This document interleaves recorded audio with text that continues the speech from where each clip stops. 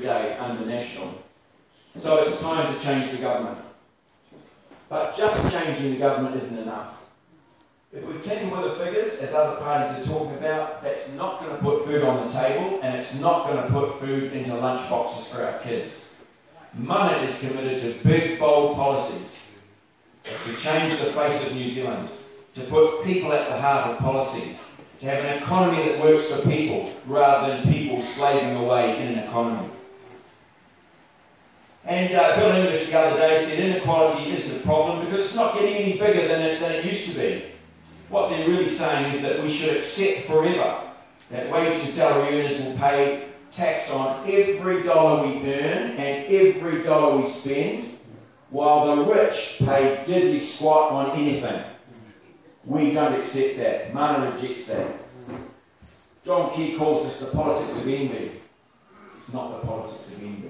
This is the politics of greed at work, hollowing out our society.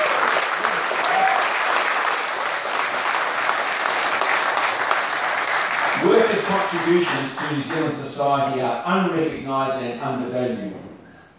It's unfair to value work according to the minimum price that someone will pay you to do a job. What we do need to look at instead is the actual value of the work that people do. For example, the New Economics Foundation in the UK has calculated that a hospital cleaner does work that is 13 times more valuable to the community than what they're paid to do it. And exactly the opposite for bankers, where bankers are paid 13 times more than the value of the work they do to the community. We've got things upside down, and we're going to put them the right way up.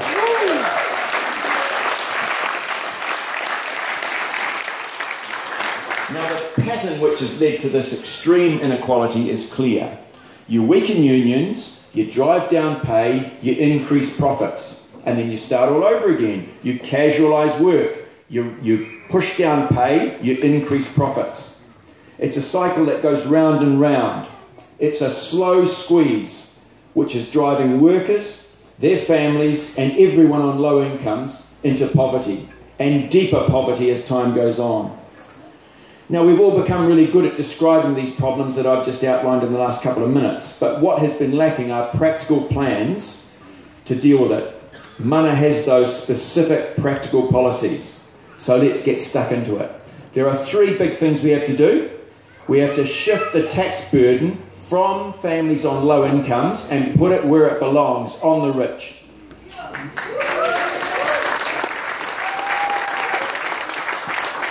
We have to raise the incomes of low-income families, and thirdly, we have to remove wages from the competition between companies. Companies can compete on all sorts of things. They can compete on how efficiently they do things, what quality of service they provide, how flash their cars are, blah, blah, blah. But that competition must not take place on the wages of the workers who are employed, because that's what we've got now, and that is a race to the bottom, where there's always this continual downward pressure on wages.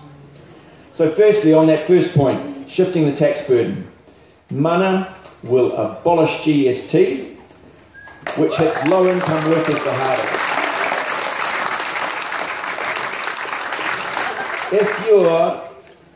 If you're on in the poorest 10% of New Zealanders, you pay 14% of your income on GST.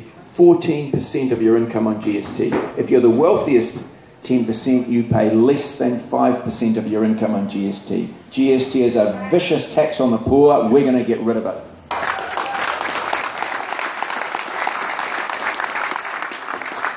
We're going to increase, to replace that GST, we're going to need to increase taxes, and we've got a range of taxes. First one is the honi heki tax, which gives us the ability to chop down GST.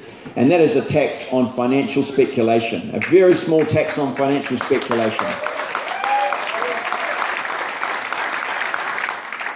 These policies, financial transactions tax, are coming in overseas. Germany and France have now got versions of financial transactions tax. We're watching that really closely as we design ours.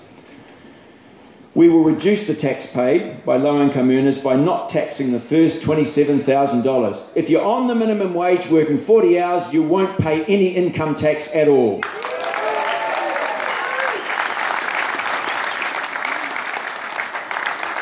But further up the chain, progressive income tax will cut in. We haven't set those rates yet, but they'll be rates that will enable us to make sure everybody has that $27,000 tax-free to start with. We'll be introducing a significant capital gains tax, not a 15% tax, but this is a tax that will be put on, which a person will pay at their personal tax rate. So if you're on a 33% tax rate, then you'll pay your capital gain and everything else you earn in a year, all your income together basically, you pay that rate of tax on it. And we're going to reintroduce something which National threw out in 1992. They threw out inheritance tax because they want the rich in Remuera and Parnell to begin these family dynasties. Well, we're not into building family dynasties. We're going to introduce an inheritance tax which will come in after the first $500,000 of an estate, and that will bring in enormous amounts of unearned money in to benefit the entire community, not just a tiny number of people and their descendants.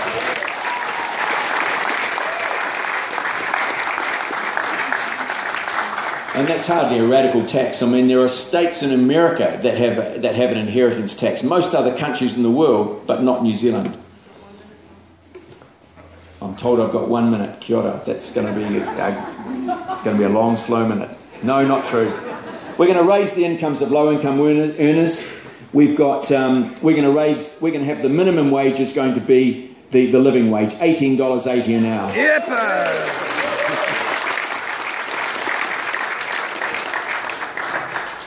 And we're going to peg it at 66% of the average wage, so workers will never get behind again like they have over the last 30 years or so. I'm just scooting through here for that 1 minute. I think the other things, very quickly, increase benefit levels to provide a livable income, eliminate economic discrimination against the children of beneficiaries, as happens in the current Working for Families package, and we're working towards implementing a universal basic income. Now, in introducing those policies, the big argument against us comes from the right in these dirty, nasty campaigns, where what they're really saying is the reason people are poor, it's their own damn fault for being poor. Because people spend their money on pokies, they spend their money on booze, they spend their money on all sorts of things and don't put food on the table for their kids. Well, let me ask you, which community in New Zealand asked for pokey machines? Which community asked for booze shops on every corner? Which community asked for bloody loan sharks who charge you 1,000% interest on a piddling loan? Mana will get rid of the pokey machines. We'll get rid of the booze shops on every corner. We'll get rid of those fast food outlets, and we will cripple the loan sharks. Kia ora koutou.